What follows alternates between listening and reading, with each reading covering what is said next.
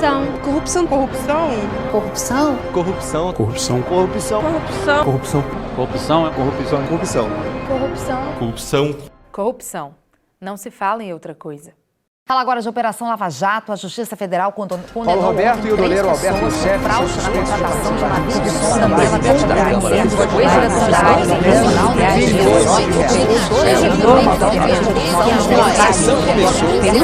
sonda É como se o noticiário policial e o político tivessem virado a mesma coisa. A população assiste com pavor a política ser confundida com politicagem, transformada em balcão de negócios. A corrupção e a desonestidade viraram coisas comuns. A gente confia, vota, coloca no poder e quando a gente menos espera, a gente vê que aquele ali está preso, está envolvido. Os corruptos, de alguma forma, avançam sobre o patrimônio do Estado. Nós somos uma sociedade, né, corrupta, mas é importante a gente conseguir identificar onde é que essas coisas nascem. Uma pesquisa feita pelo Datafolha em 2015 mostrou que a corrupção é vista pelos brasileiros como o maior problema do país, bem mais grave que a saúde, o desemprego ou a educação. É possível ter uma política honesta com uma população corrupta? Como as nossas atitudes do dia a dia contribuem também para esse quadro? Brasileiro, tudo dá um jeitinho ali para dar certo.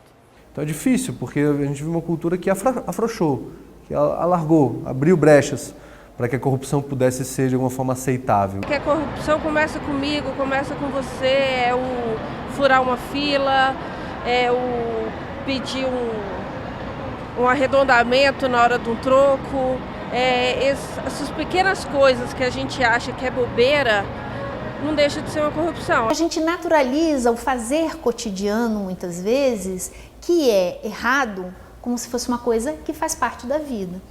É a sonegação de impostos, a carteira de estudante falsa, o troco errado não devolvido.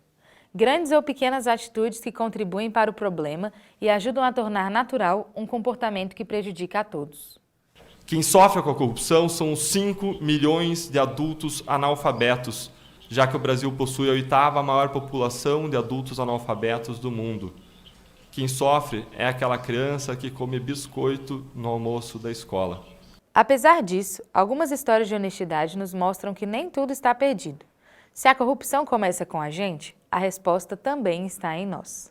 Aí falei para ela, mora aqui no lugar tal, vem pegar o que é seus, porque o que é dos outros para mim não me serve. É você que vem me devolver o dinheiro. Ele falou, sou eu que vim devolver o seu dinheiro. Aí ele enfiou a mão no bolso e tirou os R$300 e me devolveu.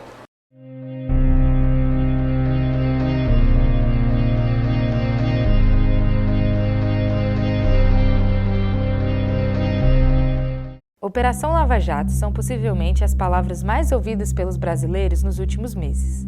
A maior investigação de corrupção e lavagem de dinheiro que o Brasil já teve, como diz o Ministério Público, já instaurou 1.397 processos até outubro de 2016 e realizou cerca de 160 prisões, entre preventivas e temporárias. Também recuperou mais de 38,1 bilhões de reais desviados dos cofres públicos. Mas esse caso começou, pelo menos a fase ostensiva dele, em 17 de março de 2014, já há mais de 2 anos. E como todo caso criminal, é um caso que começou pequeno. Inicialmente se investigavam lá 4 indivíduos que se acreditava que estavam envolvidos em lavagem de dinheiro, mas lavagem de dinheiro relacionada especificamente a operações do mercado de câmbio negro de dólar no Brasil. A Polícia Federal, no curso dessa investigação, literalmente tropeçou na prova de que um desses indivíduos, suposto lavador profissional, teria conexões e relações com o ex-diretor da Petrobras. Pois bem, é impossível dizer todos esses desdobramentos do caso, mas o caso foi crescendo e as provas foram se avolumando. Mas ainda a Lava Jato trouxe uma conscientização que nós nunca vimos na história do país. Em pesquisas recentes feitas em dezembro, em janeiro e em junho deste ano, a corrupção foi apontada como o principal problema do país pela população brasileira, acima de desemprego, de educação, de saúde, de segurança pública, porque a população passou a perceber que a corrupção é um dos fatores que acarreta todos esses outros problemas, é um dos fatores centrais que geram problemas no nosso país. As investigações ainda prosseguem, não é um caso ainda finalizado, mas existem já alguns resultados relevantes. Vem do berço da cultura brasileira, essa cultura brasileira que já vem a corrupção desde os primórdios, né? Eu acho quase difícil combater no Brasil ultimamente. Que as pessoas entendam que a corrupção é aquela que efetivamente afeta as instituições, afeta o funcionamento do governo. Mas se a Lava Jato é o maior caso de corrupção já desvendado no país, certamente não é o primeiro. O desvio de dinheiro público, o superfaturamento de obras, o nepotismo e a troca de favores têm raízes muito mais profundas na nossa sociedade.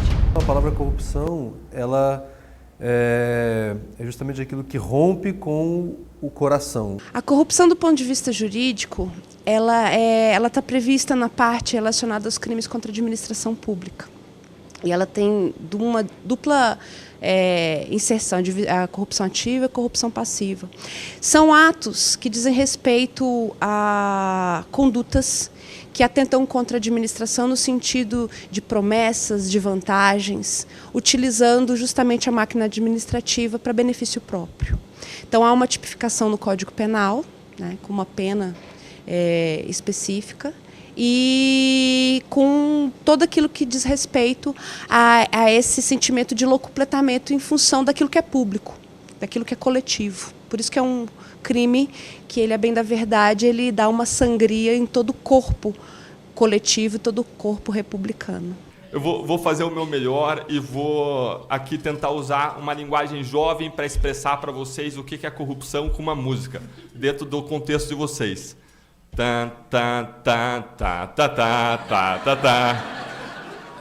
Darth Vader, corrupção é o mal.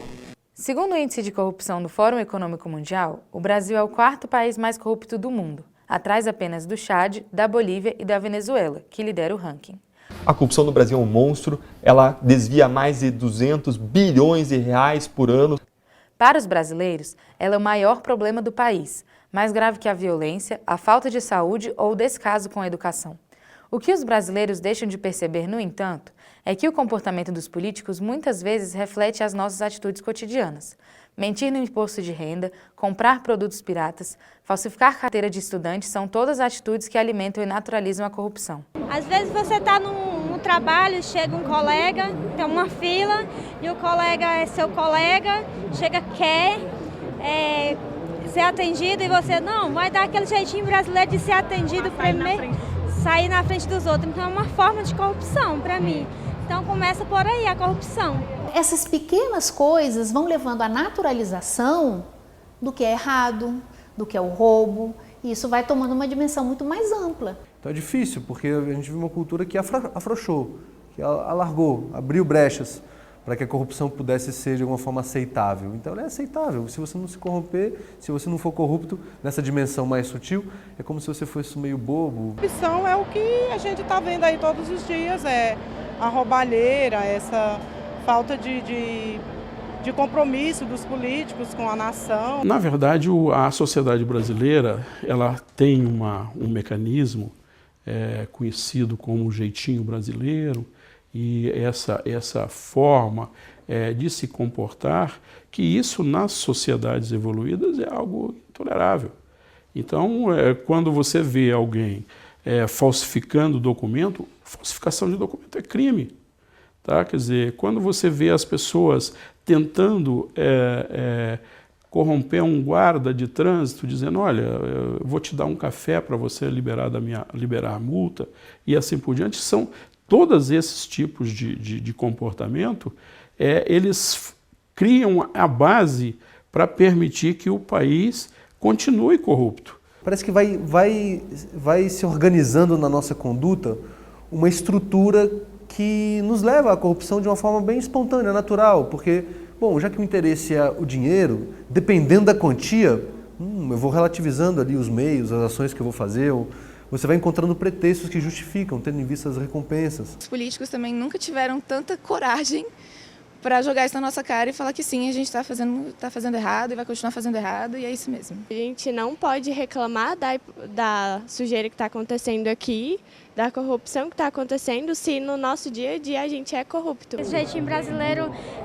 ajuda muito na corrupção. Todos esses casos envolvendo políticos corruptos deixam a população descrente e desencantada com a política.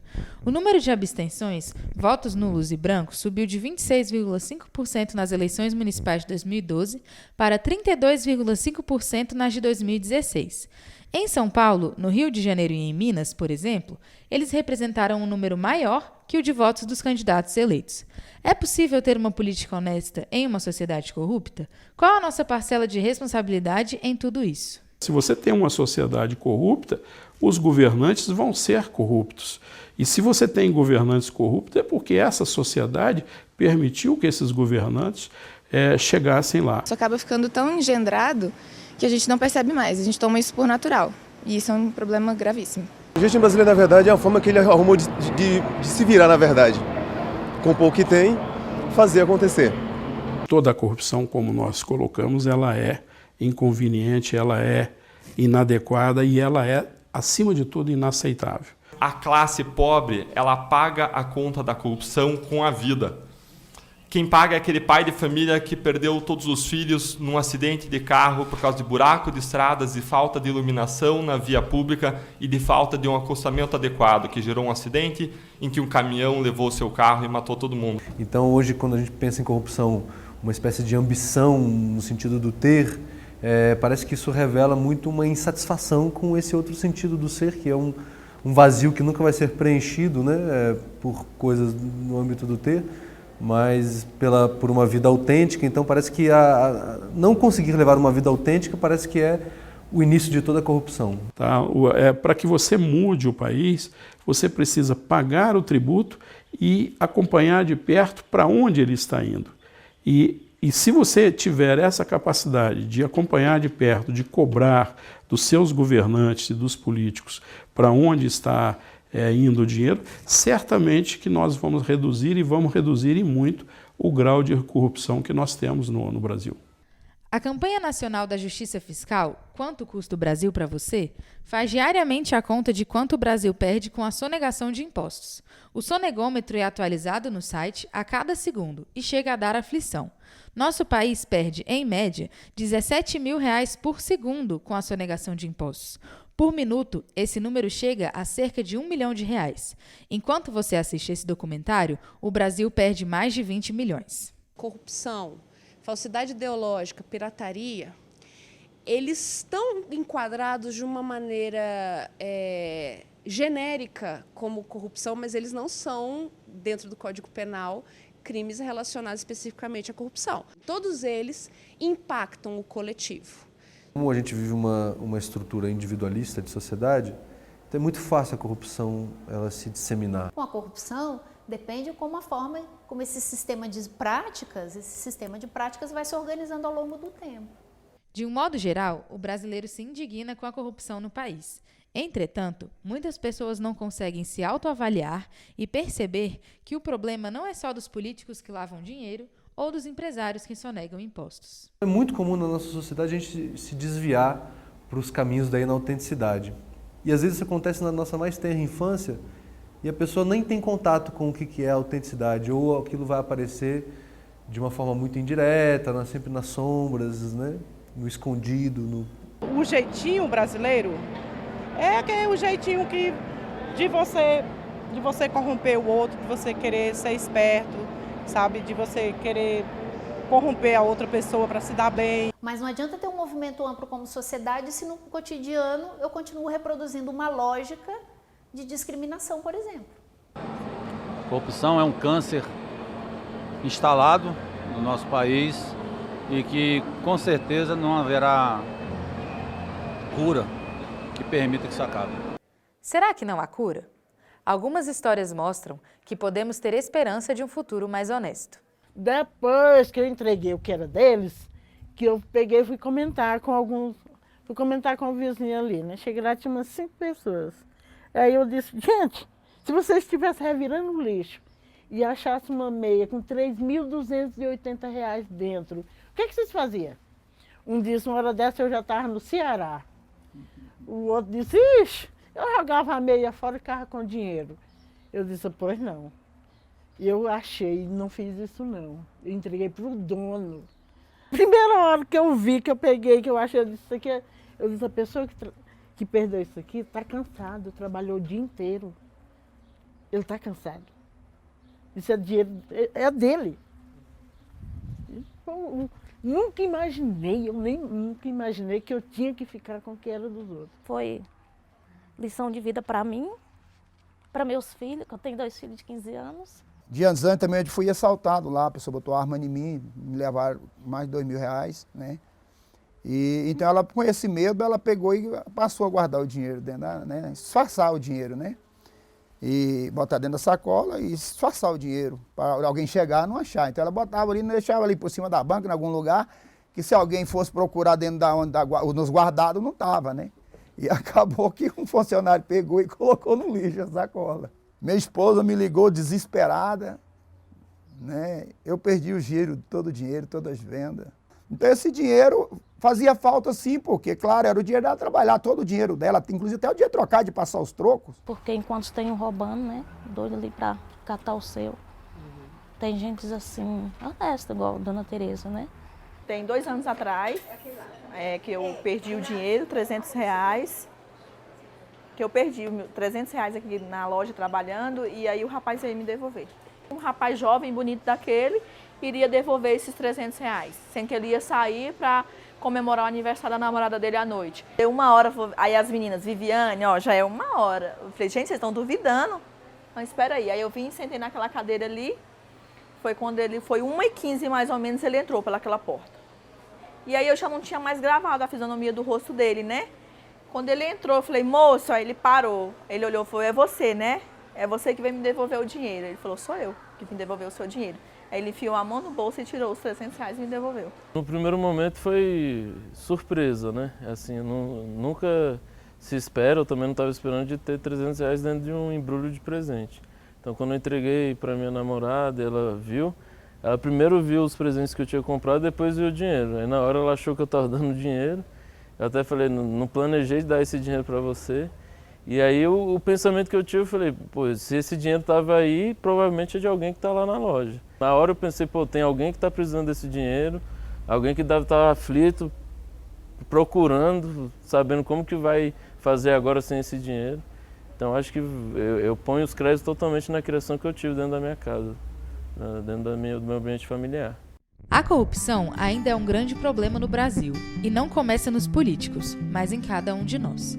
Muitas vezes não percebemos que a corrupção na política do nosso país nasce em nossas atitudes imorais e antiéticas. A solução também pode e deve começar conosco. Escolher ser honesto é um ato de coragem em meio a uma cultura que quer dar um jeitinho em tudo.